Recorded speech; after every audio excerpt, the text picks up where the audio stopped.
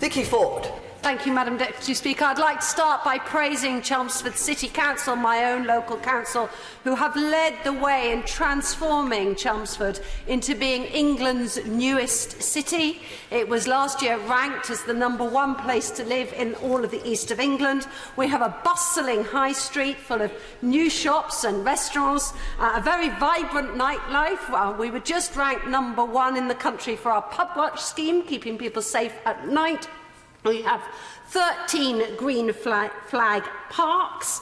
A couple of weeks ago, one of our parks was chosen as the home for the National Police Dog Memorial. Do come and visit it. The local council is working with the local police on investing in a community policing hub, which will have state-of-the-art CCTV. They've co-invested into extra community policing, which will help support the over 300 extra police officers which have been added to Essex services. We're building a new swimming pool, upgrading the museum and refurbishing the fantastic indoor market. They've also invested over £1 million recently into local charities, especially tackling homelessness, and are building over 1,000 new homes a year, especially for local people. We are fighting for the infrastructure that goes alongside that. So as this debate has got ministers for local government listening, can I just give them that extra nudge for our HIF fund bid? That much needed second railway station will unlock another 10,000 homes that we need. Then there's Essex County Council, which I mentioned earlier, does excellent work in many areas, especially children's services. It's the second largest area for children's services in the whole country. Back in 2010, under the Labour government, it was failing. It is now, from January, ranked outstanding. The investment going into children's services has actually gone down from 148 million to 118 million, proving that when it comes to running outstanding facilities, money is not always the solution. The solution here was using early intervention and targeted work and really unlocking local partnerships. Do read the Ofsted report. The Essex County Council is challenged. We have great population growth, we see inflation growth and increasing demand, particularly demand on social care. Social services, adult social services, is about 45% of Essex County Council's spending. And over the next decade, we expect to see the number of over 80s rise by 2/3 and the number of over 90s rise by 90%. We do need to have a new model for how we fund social services. It's simply not fair that those who win that lifetime lottery and live healthy and well and fit into their old age will then get to their old age, and when they pass on they will be able to leave their assets to those that they love, whereas those who do end up becoming frail, and especially those who suffer from dementia and need care, will find that they end up losing their assets and they don't have that gift to pass on to future generations. There have got to be fairer models, and I would welcome the government and encourage the government to be brave at looking at different options, including options that work in other countries, to look at insurance schemes, to look at unlocking different lifetime savings schemes and fairer ways to solve that. But I really wanted to discuss the issue of dementia. Because the great fact that we are living longer means that more people are suffering from dementia.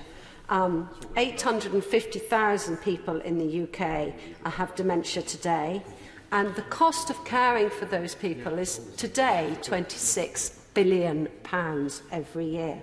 And we know that's going to rise, Across the world today, there are 47 million people in the world with dementia, and it's estimated that by 2050 that will have risen to 135 million people today.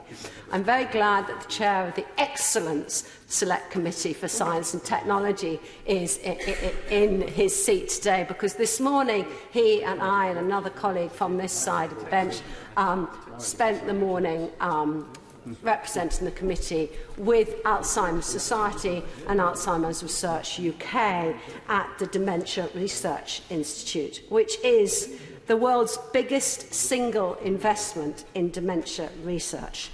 And it was a great pleasure to meet those involved. And they told us about the work that's going on, first of all, to improve the day-to-day living of those with dementia. And the UK is leading areas such as technological aids to make living with dementia easier.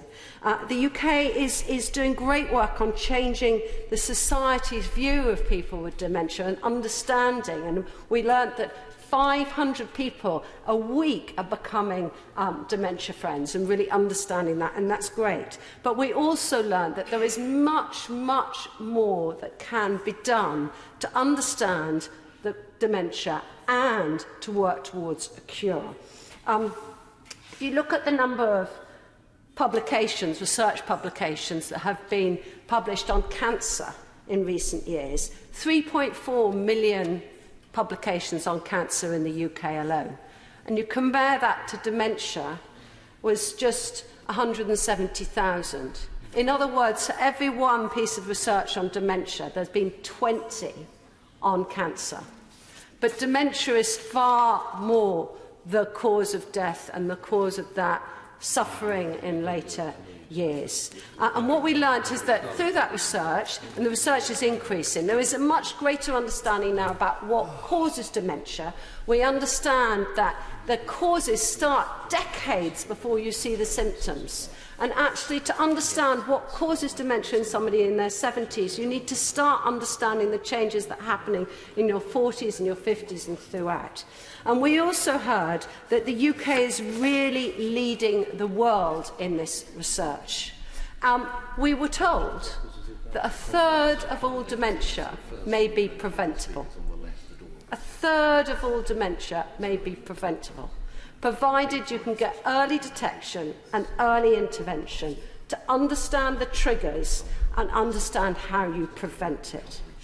So, as well as looking at how we care for those who are old and frail and need support, let's keep this research going into how we prevent that. Yes, I give way. Grateful to her, and I share her view about the excellent committee that we both sit on.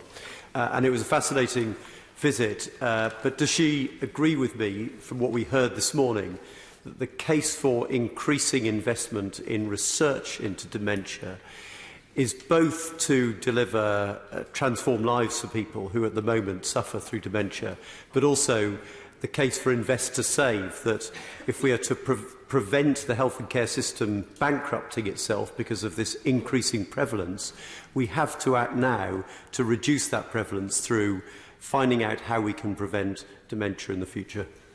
Absolutely. And what we heard today was, it was described as watching a tsunami way out to sea.